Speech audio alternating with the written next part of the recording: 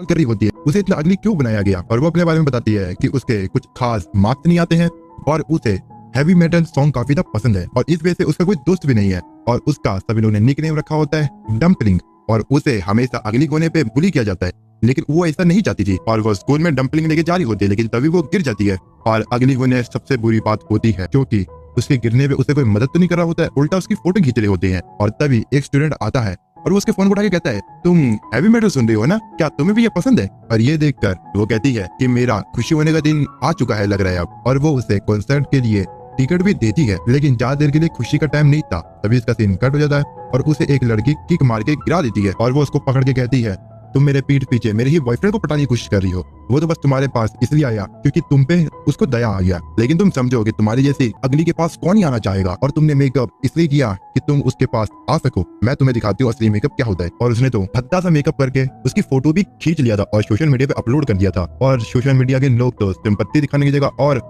उसकी बुराई कर रहे होते हैं। यहाँ तक कि जिस लड़के ने मदद करी थी उसने भी कमेंट किया था। ये देखकर उसे काफी तो गुस्सा आ जाता है और वो उसके पास जाती है और उसे हाथापाई करते हुए कह रही होती है कि मेरी फोटो डिलीट करो, और इसी बीच उसका नाखून उसके चेहरे पे लग जाता है और उस लड़की का नाम सेमी है। फिर हमें काउंसलिंग रूम का सीन दिखाया जाता है जहाँ पे एक लेडी उससे कह रही होती है कि सेमी की मॉम ने हमें इस बारे में रिपोर्ट की जिस कारण तुम दोनों एक ही स्कूल में नहीं रह सकते, तो तुम्हें हम सीबॉर्न आर्ट स्कूल में भेज रहे हैं और वो तुम्हें एक्सेप्ट भी करेंगे वहाँ पर। और ये देखकर तो उसे रोना आ जाता है और वो कह रही होती है कि अब से मैं स्कूल कभी नहीं आऊंगी। अब रात को वो रो रही होती है, तभी इसके फोन पे नोटिफिकेशन आता है और वो एक यूट्यूब चैनल पे जाती है जहाँ पर सिखा रहे थे कि मेकअप कैसे किया जाता है। ये देख के वो कहती है क्या मैं सच में वैसे ही बन सकती हूँ? फिर वो मेकअप का वीडियो देखकर मेकअप करने का ट्राई करती है, लेकिन वो उसमें गलतियां कर रही होती है, लेकिन फिर भी फाइनल लुक दिखाती है और वो काफी ज्यादा प्रीटी लग रही होती है। और वो कह रही होती है कि अब से मेरा गोल रहेगा कि मैं अपने आप को बदलूं, और अब उसकी लाइफ चेंज होने वाली थी।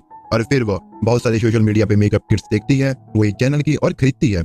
और फिर हमें स्कूल का सीन दिखाया था जहाँ पर वो काफी ज्यादा ब्यूटीफुल लड़की बन चुकी होती है और सभी लोग स्कूल में उसे ही देख रहे होते हैं। तभी दो लड़कियां उसकी दोस्त बनने के लिए आती है जिसका नाम चाइरिन अहान होता है और सुआ कैंग होता है, और मैं एक को रिन बुलाऊंगा और एक को सू बुलाऊंगा। ये सुन के वो अपना नाम भी बताती है कि उसका नाम जो ग्योंगलिंग है, और सोशल मीडिया पे भी उसकी फोटोज वायरल होने लगती है और सभी लोग तो ये कमेंट कर रहे होते हैं कि ये कौन है। लिम तो कह रही होती है कि मैंने पूरी सर्दियों की ब्रेक में मेकअप प्रैक्टिस करा और अब मैं पूरी तरह से चेंज हो चुकी हूँ, और अब तो मेरा चेहरा और मेरी स्कूल लाइफ भी चेंज हो चुकी है, यहाँ तक कि मेरे अब फ्रेंड्स भी बन चुके हैं और अब तो मैं इस स्कूल की सेलिब्रिटी बन चुकी हूँ। तभी सू कहती है चलो फोटोज अपलोड करते हैं, और फिर ये तीनों फोटोज अलग अलग पोज में लेते हैं। फोटो खींचने के बाद तू कहती है चलो कैफेटेरिया में चलते हैं, तो रिन कहती है मैं वहाँ पे जाकर डम्पलिंग खाऊंगी, और डम्पलिंग का नाम सुनते ही उसे अपने पास का सीन याद आ जाता है और वो कहती है कि अगर इन्होंने मेरा रियल फेस देखा तो ये लोग भी मेरा नाम डम्पलिंग क्वीन रख देंगे, और ये तो मेरे पुराने बड़े स्कूल से भी बहुत गंदा वाला सीन हो जाएगा। क्या मैंने सच्चाई बता दूं? नहीं नहीं, मैंने सच्चाई नहीं बता सकती, मैं मसा ही तो अपनी लाइफ को चेंज करी हूँ। तो वो कहती है लिम तुम क्या कर रही हो, चलो भी। तो वो कहती है हाँ चलते हैं, रुको।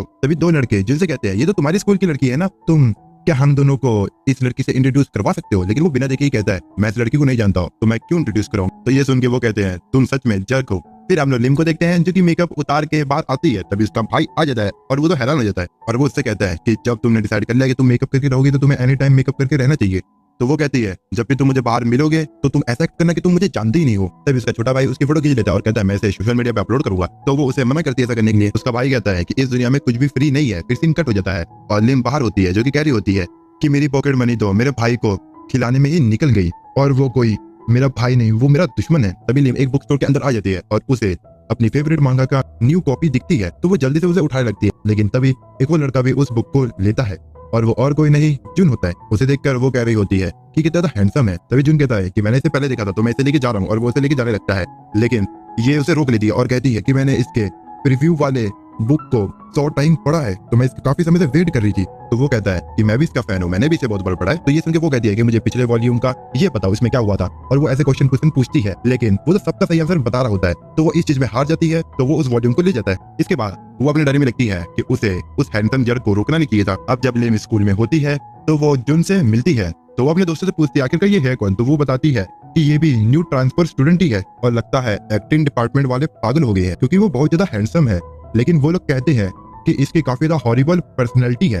स्टू कहती है कि वो एक साइकोपैथ है। अब क्लास में लिम उसकी फोटो बनाते हुए सोच रही होती है कि उसने जरूर मुझे पहचाना नहीं होगा क्योंकि मैं मेकअप पे तो बिल्कुल चेंज हो जाती हूँ, और यहाँ तक कि मेरे ब्रदर तक ने नहीं पहचान पाया मेरे को। तो तभी सू आके कहती है, लिम तुम भी तो सीबोम हाई गॉडेस की कैंडिडेट हो ना, तुम्हें एक एजेंसी ने चुना है तो तुम्हें इसमें पार्टिसिपेट करना चाहिए। रिन कहती है कि पिछले 2 सालों से सूजिंग कांग ही गॉडेस बन रही है और सू उसकी फोटोज दिखाती है और उसकी फोटोज और फॉलोअर्स देख के लिम कहती है, मैं तो बस पढ़ाई में फोकस करना चाहती हूँ। लेकिन जो शू होती है वो तो काफी क्यूट अंदाज से उससे रिक्वेस्ट कर रही होती है तो वो मान जाती है। फिर घर पे लिम एक न्यू मांगा को पढ़ रही होती है जिसमें ये होता है कि एक लड़की की सच्चाई सामने आने वाली होती है और वो पढ़ के लिम कह रही होती है कि मेरी लाइफ भी कुछ ऐसी है।